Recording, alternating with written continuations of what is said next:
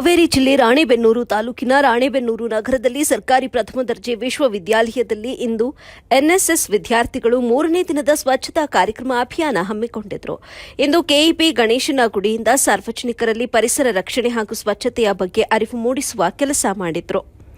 ಸಾರ್ವಜನಿಕರಲ್ಲಿ ಅರಿವು ಮೂಡಿಸುತ್ತಾ ಘೋಷಣೆಗಳನ್ನು ಕೂಗುತ್ತಾ ರಾಣೆಬೆನ್ನೂರು ನಗರದ ಬಸ್ ನಿಲ್ದಾಣ, ಕೋರ್ಟ್ ಆವರಣ, ಗ್ರಾಮೀಣ ಆರಕ್ಷಕರ ಠಾಣೆ ಹಾಗೂ ತಹಶೀಲ್ದಾರ್ ಕಚೇರಿ ಬಳಿ ಸ್ವಚ್ಛಗೊಳಿಸಿದ್ರು.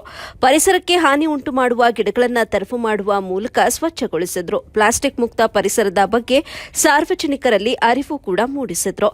ಕಾರ್ಯಕ್ರಮದಲ್ಲಿ ವಿವಿಧ ಮಹಾವಿದ್ಯಾಲಯಗಳಿಂದ ಬಂದಂತಹ ವಿದ್ಯಾರ್ಥಿಗಳಿಗೂ ನಾಯಕತ್ವ ಹಾಗೂ ಸ್ವಚ್ಛತಾ ಆಂದೋಲನದ ಮಹತ್ವಗಳನ್ನು ತಿಳಿಸಿ ಶ್ರಮದಾನವನ್ನು ನೆರವೇರಿಸಲಾಯಿತು. ಈ ವೇಳೆ ಅಧ್ಯಕ್ಷರಾದ ಡಾ ಕೆ ಪಾಟೀಲ್, ಡಾ ಗಂಗಮ್ಮ, ಡಾ ಅರುಣ್ ಕುಮಾರ್ ಚಂದನ, ಶಿಬಿರ ಅಧಿಕಾರಿಗಳಾದ ಕೆಎಂ ಮರಡಿ ಬಣಗಾರ್, ತಂಗ್ಯವ್ವ ಭಜಂತ್ರಿ ಸೇರಿದಂತೆ ಅನೇಕ ಅಧಿಕಾರಿಗಳು ಉಪಸ್ಥಿತರಿದ್ದರು.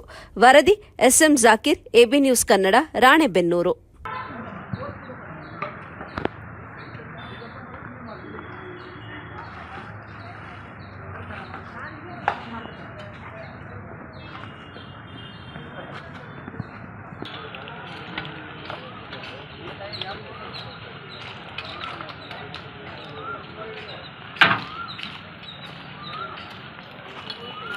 दिल्ली